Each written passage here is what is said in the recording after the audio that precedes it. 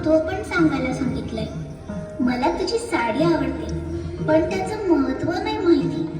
तू सांगशील का? हो, सांगते.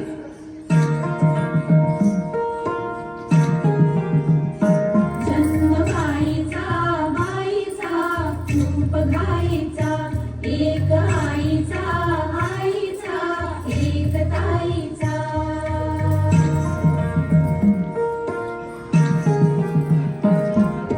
माऊली होती खेळ खेळाया माहली मोठी पोहली काया गंधवे सारा गंध जाईचा.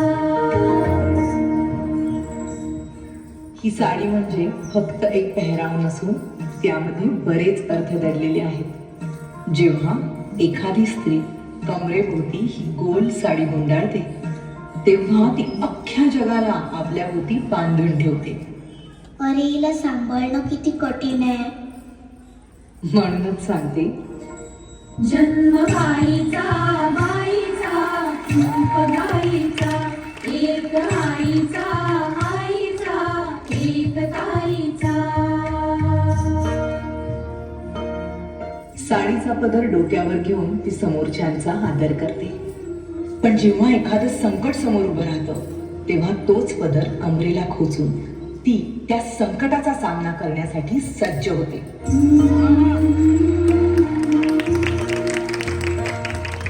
फूल होताना ही कळी लाजे फूल होताना ही कळी लाजे पैंजणापाशी काय हे वाजे माय ही सांगे अर्थ मायेचा माय ही सांगे अर्थ मायेचा.